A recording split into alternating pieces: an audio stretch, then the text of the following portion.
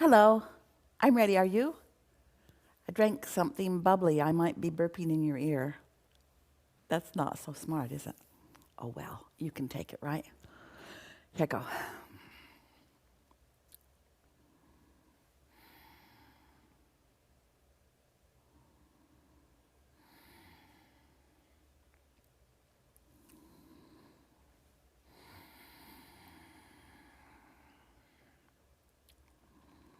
We are ready to continue.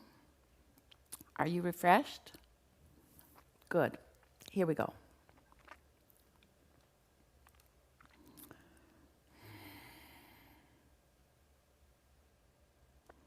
Abraham, in the last broadcast, you stated having a deadline was lackful.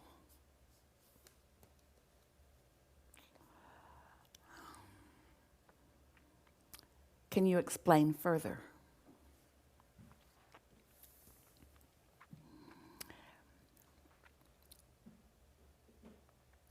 We want to clarify because we having something that causes you to focus is not in and of itself a lackful thing.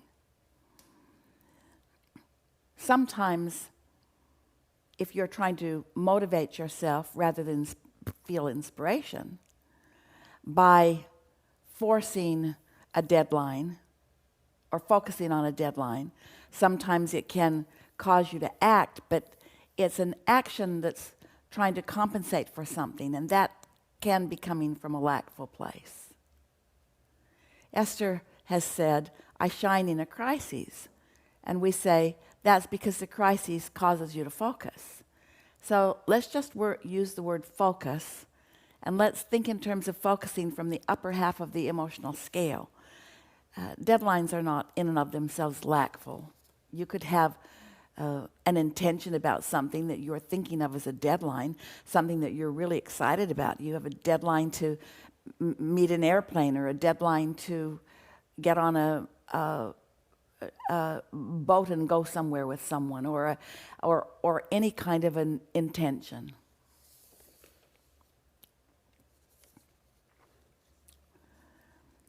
Abraham, I wrote to you about a month ago, after having had my bag stolen with all my personal belongings in it. It was a shock, as I'd been in a really good place in myself. Today, a combine harvester drove into my parked car. They are writing it off. In other words, the car was totaled. I will need a new car. I was feeling very hot and tired today, but otherwise things were going well. Work was flowing, and I was looking forward to my lunch when this happened. I'm really questioning what is happening in my life. I spend a lot of time in the vortex. I enjoy my life. There are a few things that could be better. Is this what I'm being asked to look at? But otherwise, my life is good. Please help me to understand.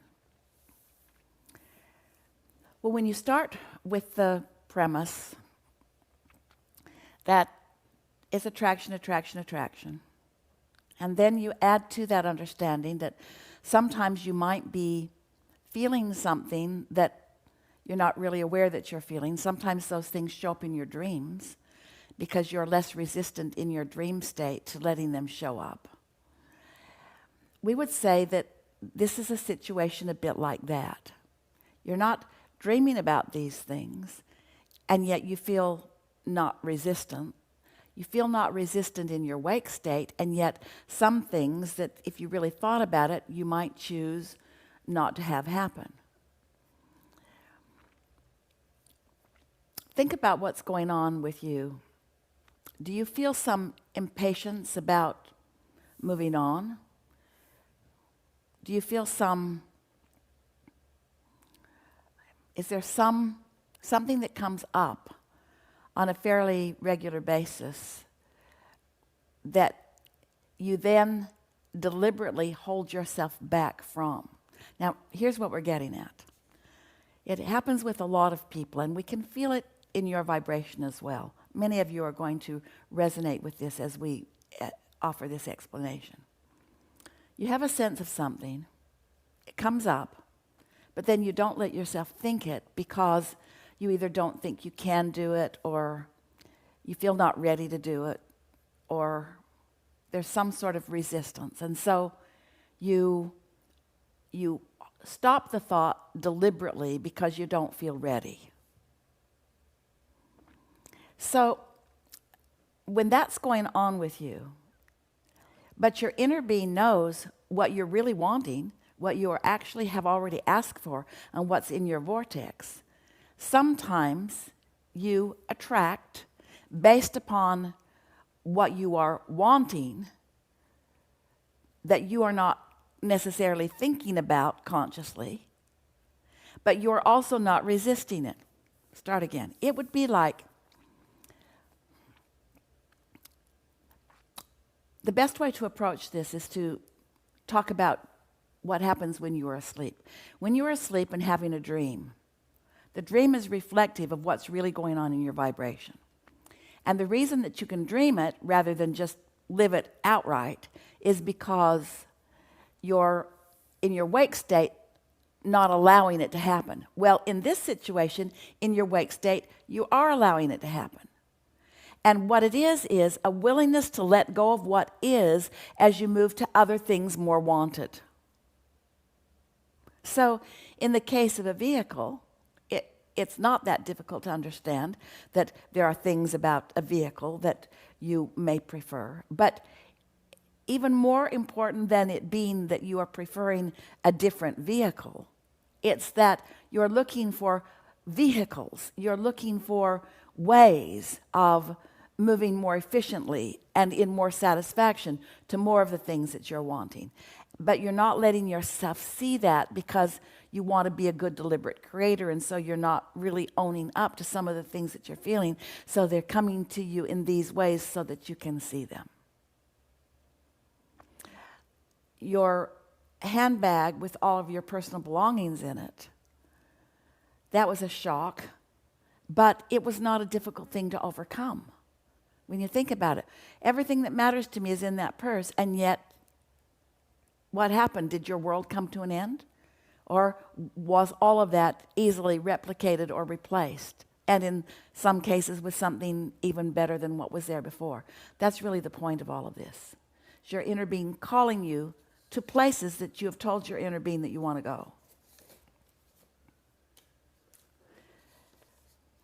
This question is for me specifically, and hopefully others will be able to use your response in their lives too.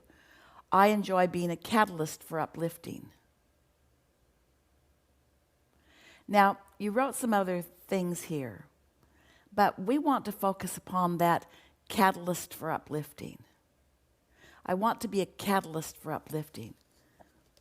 We've said to you in our audiences for a number of years, you are born uplifters.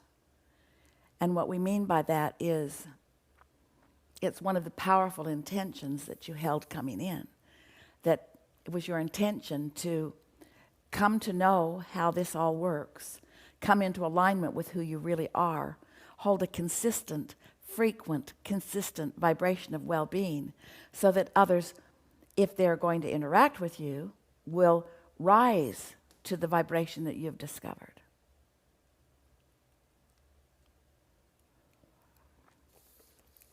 The next question says, if a person in physical form passes to non-physical at a young age, such as a child or even a young adult, was that predetermined before coming into physical form?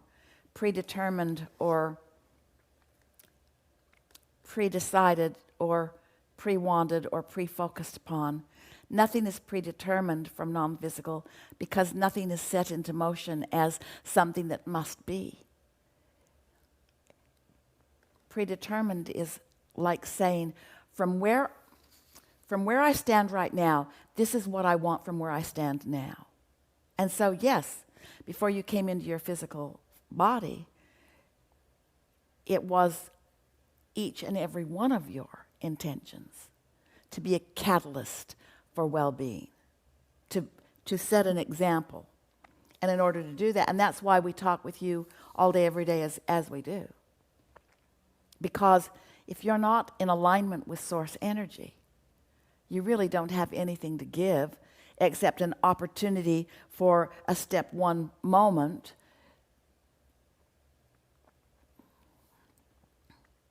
Everyone intend from non-physical to be a catalyst for uplifting. And that's why there's so much satisfaction in your day-to-day experience when you find a way of doing that now. Next one, Abraham, I was wondering if certain illnesses frequently show up at the same place on the emotional guidance scale. If that's the case, would you be able to chart some of the conditions that are associated with different emotions to give an awareness of the kinds of thoughts we may have been practicing in our lives? Sometimes I think our thoughts can be so familiar that they don't actually feel off. They just feel natural. That's a powerful point, isn't it? I'm not even noticing that my inner being doesn't think this way because I'm so busy thinking that way myself. I'm not noticing the differentiation between my inner being's point of view and my own. For instance, I have itchy skin. And I think rheumatoid arthritis.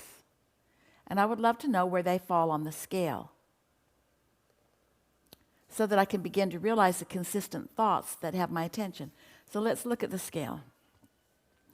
Itchy skin, frustration. We're starting at 10. It's from itchy skin and rheumatoid arthritis. It's from 10 to about 15. This is where you're hanging around. This is the emotional state of being that your itchy skin and rheumatoid arthritis, you think, represents. Frustration, overwhelmment, disappointment, doubt, worry, blame. Right in there. They all sort of blend together, as you know. They're different and yet similar to each other. Focus there a little bit and see if you can't tell.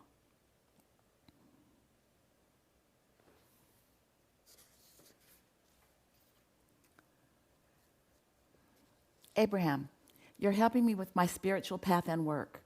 I've been surprised how in the past 6 months a few close friends walked away from me without any apparent cause. I've since set the intention to surround myself with supportive, ethical, loving people.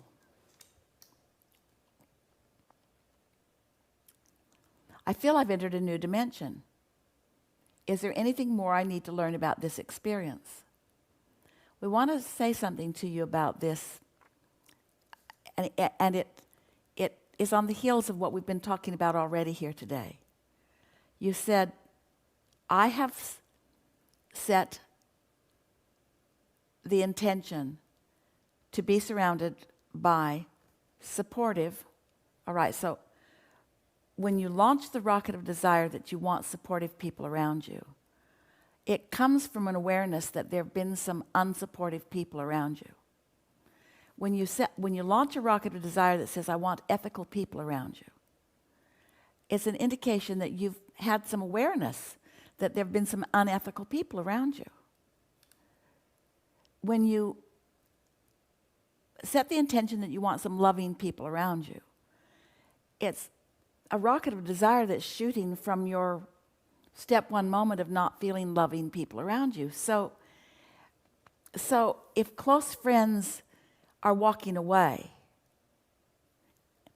think about this. Is it because your attention upon them has been different than the intention that your inner being has been giving? In other words, do you see your friends as unsupportive and unethical and not loving? Because if you've been focused like that, from your place of really wanting alignment,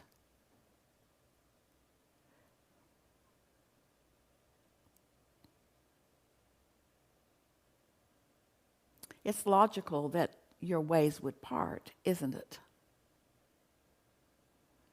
The reason that we are slow walking this, really wanting you to hear this, is because so often when you say, I want some support, what you're saying to the universe is, I'm really tired of not having any support. It's like there's a vibrational accusation happening on your part. A vibrational accusation, which is causing feedback from those around you. Because, you see, here's the thing. This is really fine-tuning and leading-edge conversation. If you were really wanting support and love and ethical people, and there were no other end of the stick that was active in your vibration, you would bring out the supportive, ethical, loving aspects of those people. They wouldn't leave. We have not had this conversation before, not like this. This is really leading edge, fine-tuning stuff that's going on here. And since everything that you're writing about, all of you, is mostly about relationships, your relationships with people, those that you want to come that won't come, and those that are there that then go, or those that are there that won't stay, or then there are those that are there that you wish would go. In other words, all these combinations of things are happening, and it's because we love you so much. You don't have a handle on what you are actually offering vibrationally. And the people around you are sensitive to what's going on. Remember, it's attraction, attraction, attraction, attraction. So you want to ask yourself, what part of people am I attracting? And just leave it there. Don't focus upon who's leaving and why. Focus upon what's staying and why. That's the only way you'll ever be able to sort any of this out. Who is remaining in my experience and why? Because I am a uplifting person.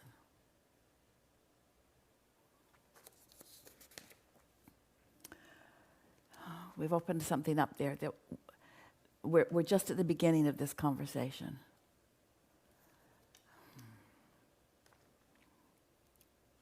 Abraham, I'm not very connected to my biological family.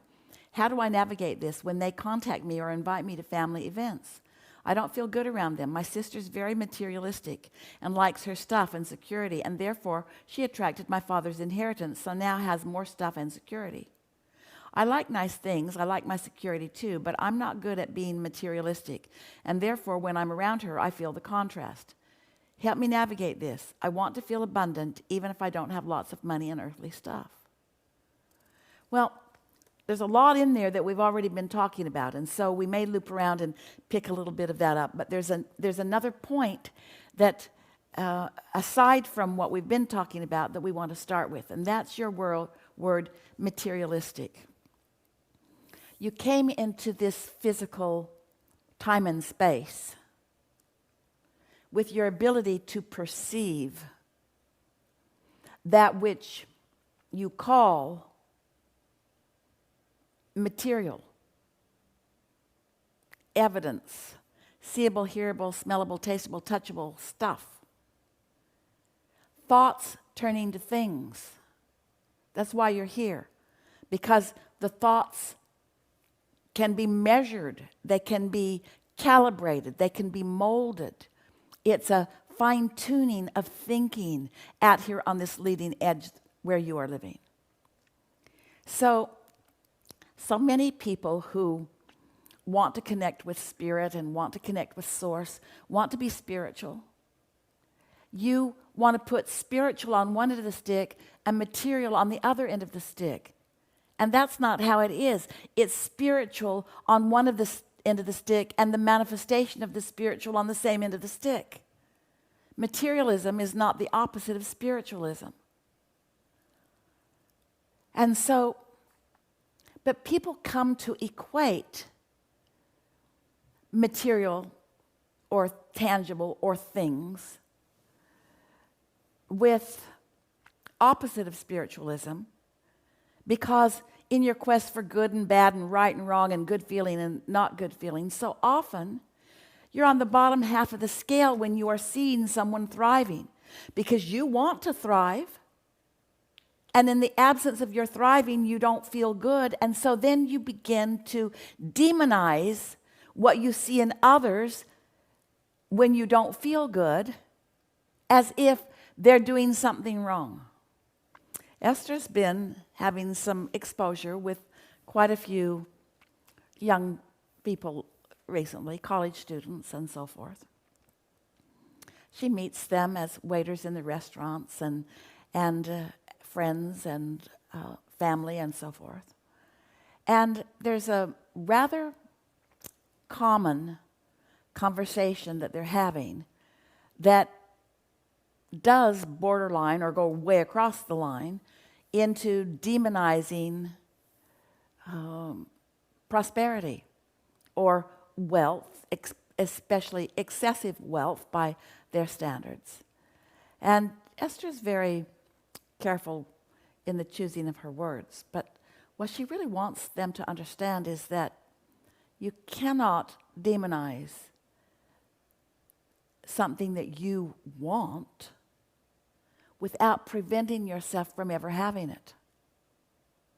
In other words, when you push against prosperity and you practice the vibration of that resistance, prosperity can't come. And it's interesting how it works together, because their desire for it, life keeps calling it through them. They want money because they want to go on this trip, and they want money because they would like that article of clothing, and they want money because they want to go to this concert, and they want money because they like to eat in this restaurant. They want money. They want money. They want prosperity. They want a means to prosperity. But under certain conditions, they want to demonize prosperity, not even realizing that it slows the flow of the prosperity in their own personal experience. And so families are especially tricky, your biological family. You feel some competition, perhaps with your sister. There's some resentment that even though you didn't speak it, that your sister got the inheritance, and so she got more of the things that she wants. And in some ways, we're not trying to put thoughts in your head or words in your mouth or assign emotions to you that aren't there. But we know for sure that prosperity and the manifestation of prosperity is not out of sync with your inner being, with any of your inner beings, because you are leading edge creators. The mantra of the universe in which we all live is more clarity, more expansion, more beauty, more excellence, more, not less, more. So anytime you find yourself criticizing the more in anyone's experience, you're pinching yourself off from the way your inner being sees it. And you are disallowing that universal power, that energy that creates worlds, from being in your fingertips, you say. You said, I want to feel abundant even if I don't have lots of money and earthly stuff. And yet, hear how your words, your previous words. So, just to make sure that you're hearing this, and all of you, we want you to hear this, because we went all around the wheel on this. So let's wrap this up. What you say is, I want to feel abundant, even if I don't have lots of money and earthly stuff. I want to feel abundant, even if I'm not manifesting it. A little contradiction even in that statement. I want to feel abundant, but now here's what you said before. I'm not connected to my biological family. Well, your inner being is. I don't feel good around them. Your inner being does. And then the criticism starts. My sister is very materialistic. She likes her stuff and security.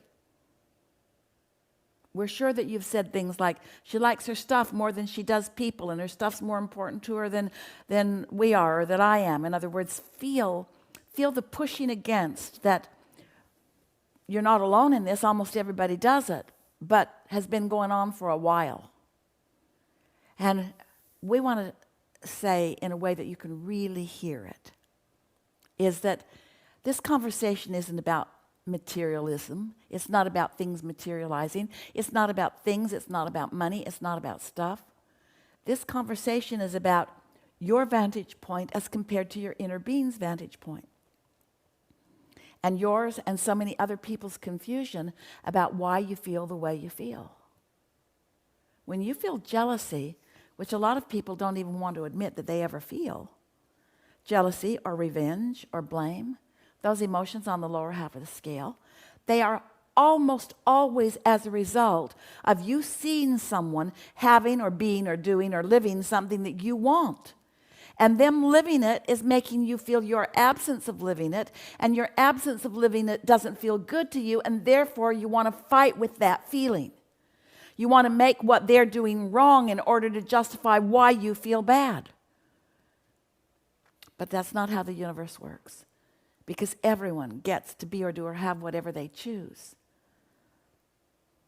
And your appreciation of others in that state. Now, we're not taking sides with you against your sister. That's nothing that's going on here. We're just wanting to explain to all of you. We liked so much that picture that our earlier friend offered to us all about the 6 sitting around the table and their inner being standing right behind them. That's really a good picture. Your inner being is everywhere you are, in every thought, in every word, in every action, in every meeting, in every conversation. Your inner being is right there holding a perspective. And when you hold a perspective that is off kilter, you don't feel good. And you've been describing, you've been assigning, you've been giving the credit for that off feeling to the circumstance that you are looking at when you have the off feeling. And it's not because of the circumstance that you're looking at, is because your perspective of the circumstance differs from what your inner being, your source energy, your infinite intelligence knows about saying. Can't say it any clearer than that. We know it's going to take a little thinking on it to really get this. We're appreciating your very descriptive and very heartfelt and very helpful question.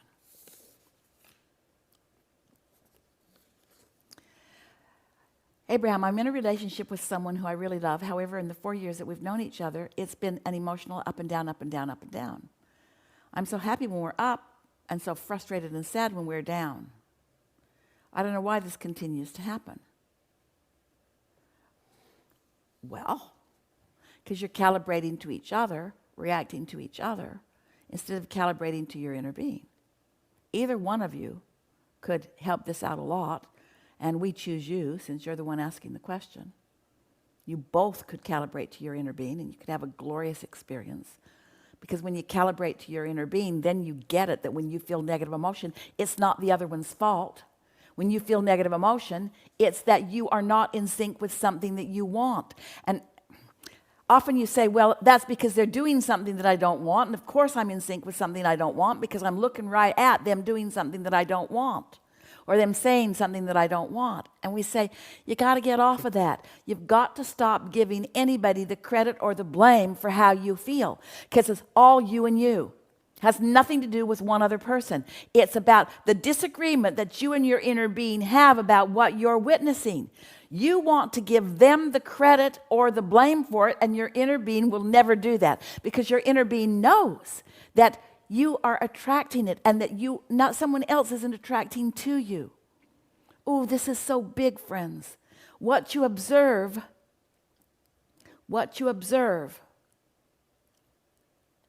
feels different to you, depending upon the emotional state of being you're in when you observe it. Look at it, it is as simple as this. If you observe something from the upper half of the scale, which is where your inner being always is, it looks one way. If you observe something from the lower half of the scale, it looks another way. And you want to say, no, Abraham. I observe it, and then I go to the upper half, or I observe it, and then I go to the lower half. And we say, well, if that's the case, then you're in a lot of trouble, because whatever's happening around you is going to take you up or down, or all around, you see. But when you decide how you want to feel, that's what getting out ahead of it is. That's what pre-paving is. That's what calibrating to your inner being is. then, from the upper half of the scale, you have upper half of the scale experiences. And from the lower half of the scale, you have lower half of the scale experiences. And you get to choose where you are. But don't wait until you're in the middle of observing something that's been getting your goat and yanking your chain and pushing your button for a long, long time. Don't wait until you're in the middle of it and then there you go again. Get out ahead of it. Prepave it. Get ready to be ready. Make your list of positive aspects. You said, is my vibration wobbly? Yes. Is his? Yes. And if so, does this mean we're not a good vibrational match? No, it means you're a perfect vibrational match, but you're just a vibrational match to each other and the lower half of the scale stuff that you've got going on, and not a vibrational match to your inner being. Upper half, up and down, up and down, up and down, up and down. Your inner being is up, up, up, up, up, up, up. I would deeply appreciate any comments you have. Well, there you go. A couple of weeks ago, you said your inner being has an inner being who has an inner being who has an inner being. Can you say more to help us understand this? Well, you are eternal beings, and isn't it logical that you would continue to expand? Isn't it logical that there is always something more? Isn't it logical? We appeal to your logic. Logic means you've had an experience, and as you observe it, it makes sense to you. And the things that make sense to you are the things that your inner being is in agreement with. So, when we talk to you here in your physical body, and we say, you're launching rockets of desire all the time, the contrast and variety helps you ask for more. And that more is where that pure positive part of you, that non-resistant part of you goes. Isn't it logical to you that that part of you is still launching, and that part of you is still launching, and that part of you is still launching? There is no ending to the expansion. In this one broadcast, in this one day, you, in your leading edge experiences, in your leading edge questions, have helped expand not just the conversation here, not just the words of interpretation flowing through Esther, but the words of interpretation flowing through Esther that are meeting a variety all around the world of people who are listening in. And then that is resonating with them and reaching outward, outward, outward. There's always an expansion, always an expansion.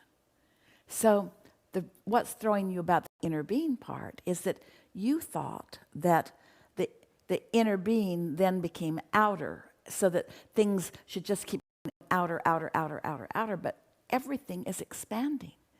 The knowledge of your inner being is becoming more and more and more and more and more and more and more. So there is always that. You could say that your inner being's inner being was the inner being that existed before your inner being existed, just as you are the leading edge of what your inner being is. Look at it in that way.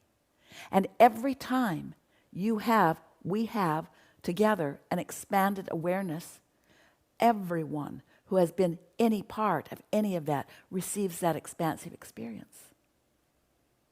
That's what we mean when we say, in your now, you change what was before.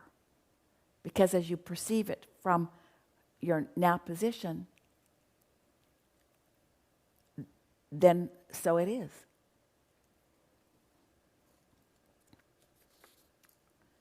And we want to add to this that a very big reason, and a lot of you fight with this, you don't like it, but a very big reason that you come into these bodies not remembering who you were in your last physical incarnation or any of them is because you see from your non-physical perspective the value of this new perspective that doesn't carry with it any of the physical human residue from before.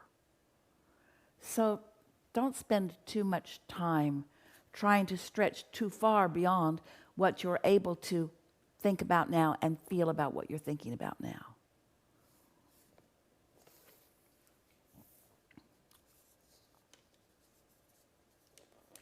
When you don't have a handle on your own life and you're not feeling good in your own life and you're not feeling inspired by your own life or called by your own life, that's usually when you start ignoring that and looking at other places. Can we consider other worlds? Abraham, are there other universes? Have I ever lived in other worlds? Have I ever lived in other universes? Will I ever live in other worlds? Will I come back as a dog? And we say, stop distracting yourself from the important focus that you are now. Work to calibrate to the whole of who you are and let the whole of who you are now experience life with you.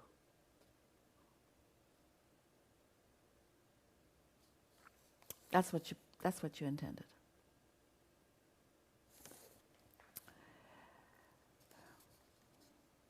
Abraham, my adult son, quit his executive job a year ago due to not liking the direction the company was going.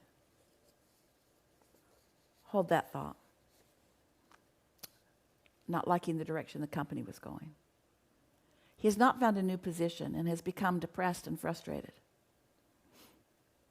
He's not pleasant to be around. He refuses to go to counseling and becomes quite irritated at any suggestion of caring how you feel. So I say very little to try to avoid any further divide between us than already exists. His wife and family are very supportive of him, but I'm becoming concerned for his mental well-being. I understand it is his choice, but he doesn't know that. So how can I be of help? He's not interested in hearing suggestions. I think he fears that something's wrong with him, so he won't go there. Please advise. It can feel complicated, can't it? Because he has an experience, he has a perspective, he has an inner being who has a perspective. He's got wife and children around, he's got you around. So we want to call your attention, all of your attentions, to how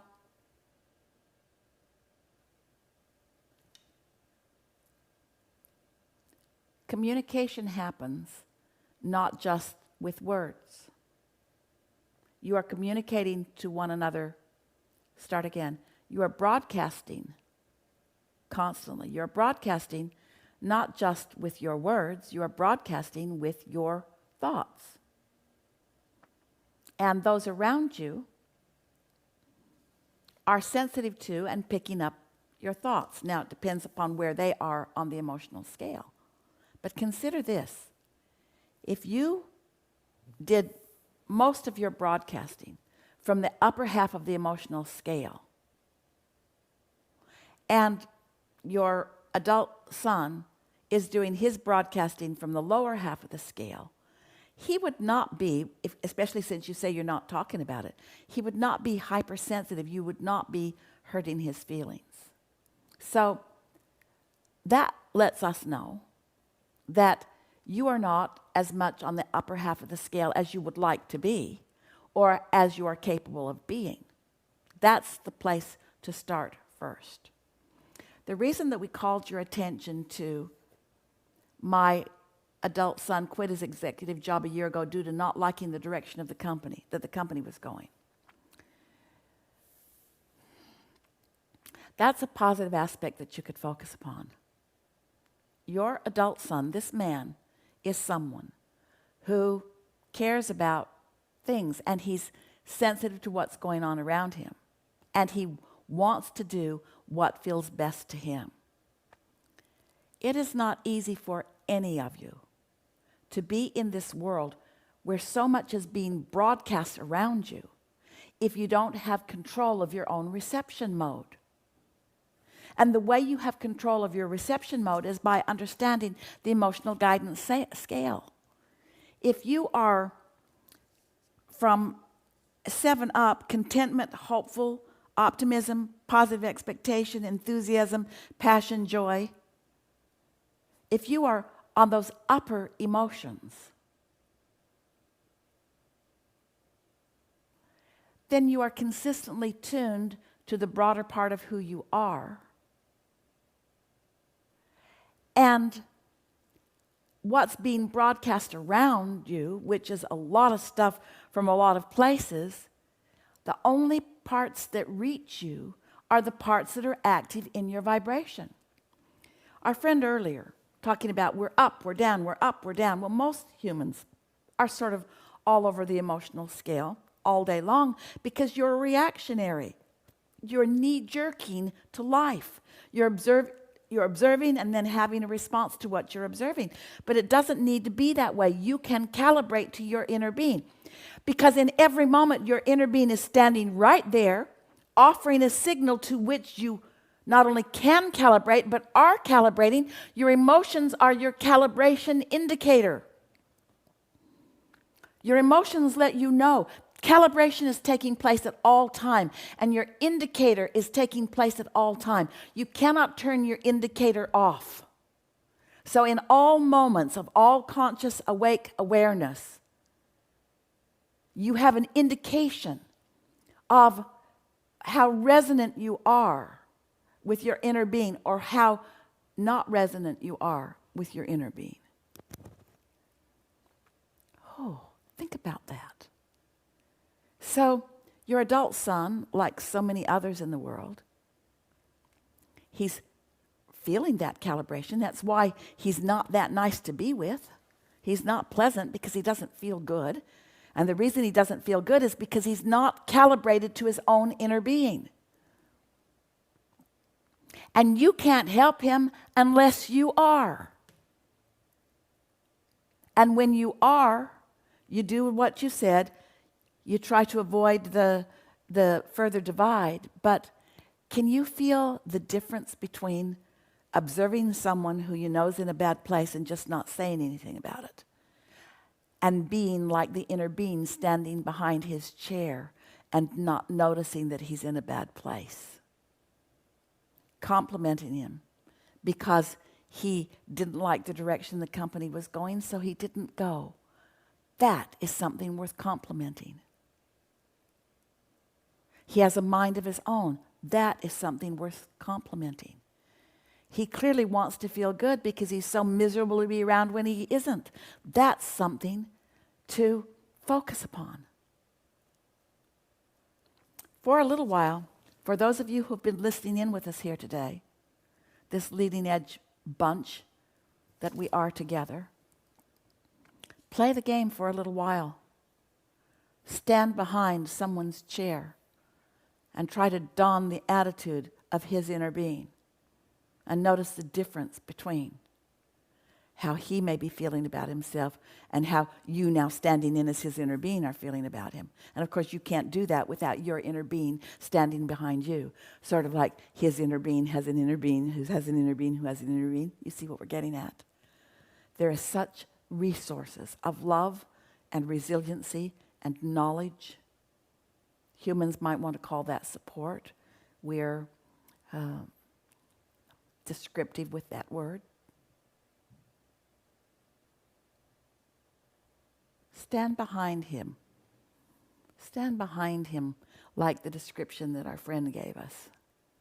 And know the awesomeness of him. And don't try to talk him off the ledge or talk him up the scale. Don't try to do that with words, because he can smell a rat if you're ever off. Or if he's not in the vicinity, none of it will feel good. It will feel like toxic positivity, as if such a thing could exist in all of the universe. It cannot. Positivity is never toxic. Love, that'd be like calling it toxic love. We're shouting. They're reaching for all the dials. That would be like toxic love. Toxic appreciation. It just feels toxic if you're not in the vicinity. Then you want to go screaming into the woods because these people are just too happy for you. And from where you stand in your blindness, they can't be real if they're that happy. They must be fake, or they must be breaking some rule, or they must be eliminated from the planet.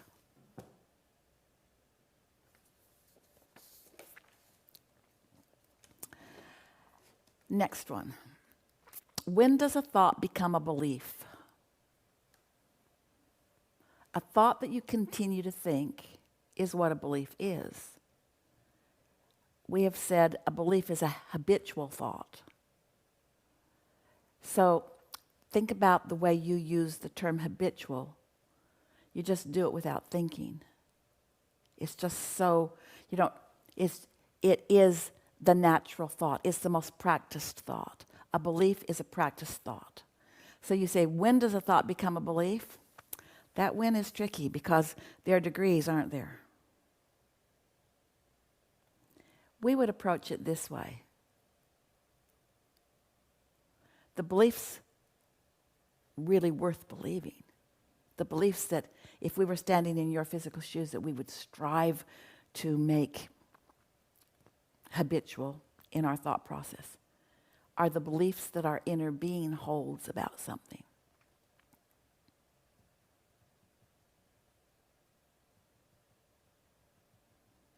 So those beliefs feel wonderful. They feel like elation. They feel like keen interest. When does a thought become a belief? That may be one of the best questions ever. We're going to give you this answer for now.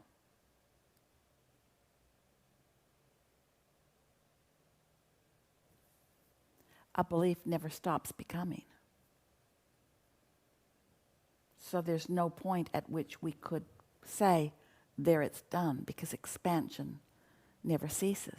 There is no done, there is no perfect. There's just eternal, continual expansion. So rather than trying to get it perfect, or rather than trying to get to the end of it, or rather than trying to finish it, accept your eternal nature of evolution. You can't get it done. You're never going to get it done, and you can't get it wrong. You're never going to get it done. So rather than focusing upon the getting it doneness of when a thought becomes a belief, if we were standing in your physical shoes, we would just be focused upon how much good feeling am I getting from this thought and how much good feeling am I getting from that thought, until that thought will be so habitual, such a habit of thought, that its positive point of attraction for you will be evident everywhere you go.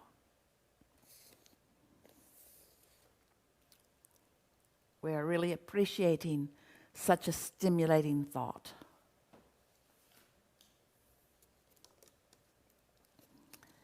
Next one. How do you know when to walk away and when to stay? It's a little bit on the heels of what we were talking about earlier.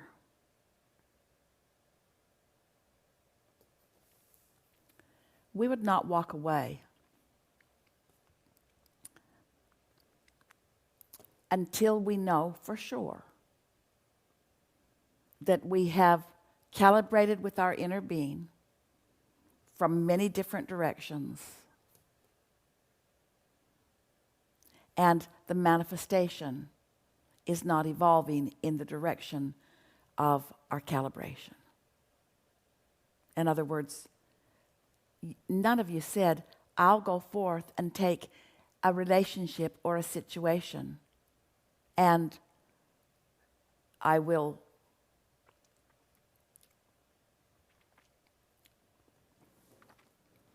start again.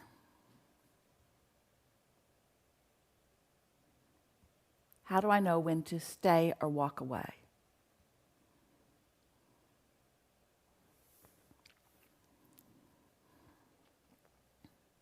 Your inner being knows. Your inner being knows what your life has caused you to ask for, and what this situation, given all of the vibrational dynamics, has to offer in relationship to what you're asking for. In other words, if you've dreamed all of your life about this magnificent, lush, fertile place with abundant rivers and streams and lakes and greenery, and you're on your way there. But today you're in the desert. Your inner being will keep calling you toward what you've identified that you want. Sometimes you think that we're saying, no, just stay in the desert and make the best of it. What we're saying is, when you're in the desert, don't condemn it. When you're in the desert, don't push against it. Don't lock yourself into the desert by giving it your undivided attention. Accept it and understand that you're moving from it towards something that you want. How do I know when to walk away and when to stay? Let's take this from another perspective. You're never going to stay anywhere. You're always walking toward more. So those may be the most important words. Are you walking away from something unwanted? If you're trying to walk away from unwanted, you know what? You're not walking away from unwanted, you're staying. How do I know when to walk away and when to stay? They're the same thing. Everything you try to push against holds you right there. Different places, different faces, but same. So we would ask a different question. What is it that I'm reaching for? What do I want, and why do I want it? And how does it feel to have those things? Make yourself a vibrational match to what your inner being already knows you want. And the impulses will flow in such abundance that people will watch you and they'll say, you just don't stand still very long. I thought that's what you wanted, and now you're moving on. And I thought that's what you wanted, and now you're moving on. I thought that's what you wanted, and now you're moving on. And you want to say, I'm always going to be moving on, because there is no standing still. There's only expansion. There's only more. You see.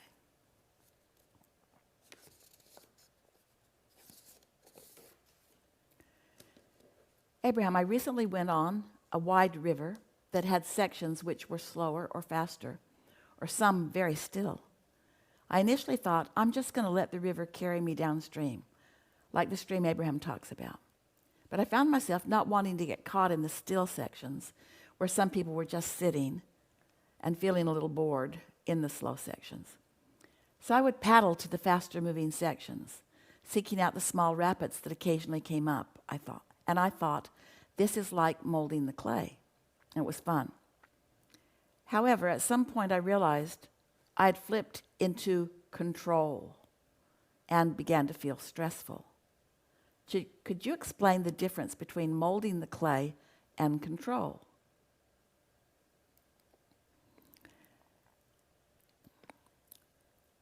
Molding the clay and control are both actions. Molding clay, control, action. Let's call that all same thing. I'm molding the clay, I'm taking action, I'm controlling the clay. So there's another factor that we want to introduce into this, isn't it? How do I feel as I'm molding the clay? How do I feel as I'm controlling the clay? How do I feel as I'm offering this action? Am I offering the action in order to control the clay or control the raft? Or am I offering this action because I'm inspired to offer this action? You see what we're getting at? Where's the impulse coming from? Is it an impulse called inspiration, or is it an impulse called motivation? We're right out there on the leading edge, aren't we? This is really fine-tuning. But it's simple when you overlay all of these things that we can talk about incessantly until your brains are twisted into knots. There's a simple way of understanding all of this. How does it feel? Because how it feels has to do with my inner being who's standing behind my chair, so to speak. How it feels has to do with how much of non-physical energy and infinite intelligence is in on this inspiration with me. Or or how disconnected from all of that I am, and how much action I'm trying to offer instead because I've let go of my lifeline, so now I'm trying to compensate. Does that make sense to you? It feels good to control things when you're tuned in, tapped in, turned on. Don't you like it so much when ideas flow to you, when you find yourself in the right place at the right time? It's the satisfaction factor that you're looking for. Let that be the dominant thing that is important to you, the satisfaction factor. Because the satisfaction factor is the easiest way that Esther can find to say, to convey to you what we mean when we say you blended with you. There's satisfaction when you are blended with you. That's the satisfaction factor. You're blended with you. We want to say something else really important.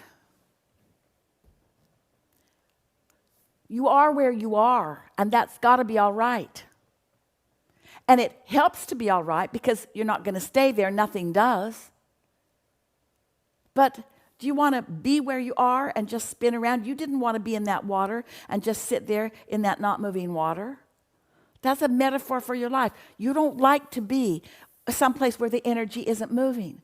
And we want you to understand the energy is always moving, but sometimes it's like our earlier friend said, it's up, it's down, it's up and down, it's back and forth, it's back and forth. And that has to do with your thoughts, you see. You control the motion of the stream. You control what you allow to come to you. You allow what you control what you allow yourself to go to. It's the satisfaction factor that is the key.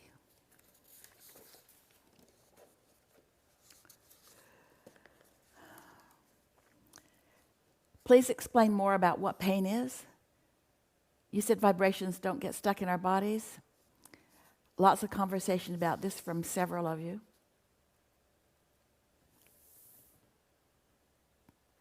This will be easier for you to hear as you've been listening to everything that we've said so far. It is a progressive thing, isn't it?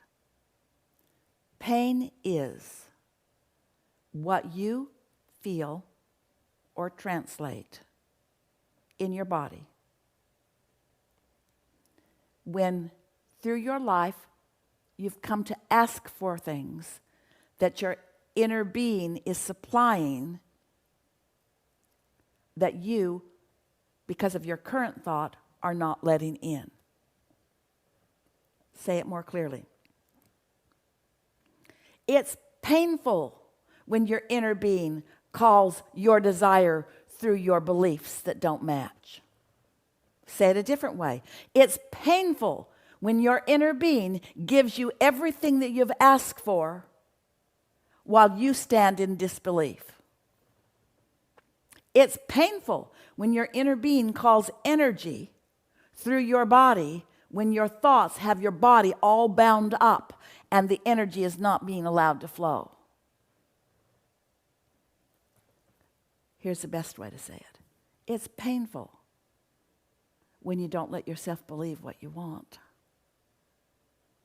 Say it again. It's painful when you don't believe what your inner being believes.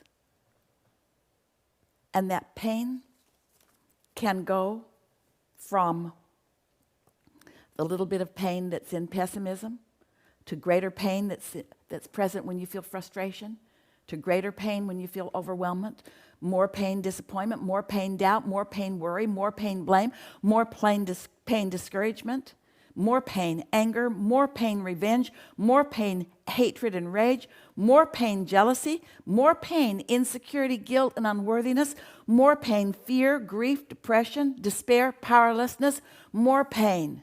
My physical body is hurting me. Number 23, toothache. Number 24, my knee hurts. Number 25. You see what we're getting at? Physical pain or discomfort is just evidence of resistance. Abraham, I've experienced a wonderful event that I must share with you. Following my grandfather's passing, his floor loom for weaving rugs and other cloth was sold at an auction nearly 30 years ago. Although one of my sisters still lives in the same location, we never knew what had happened to that loom. By chance, right, my sister met this woman, inquired about the loom, and found out that she was trying to sell it. The woman who had the loom was trying to sell it. As I'm the one who weaves in my family, it is now mine. The loom had had an unfinished rug on it, the last one my grandfather was working on. What a gift.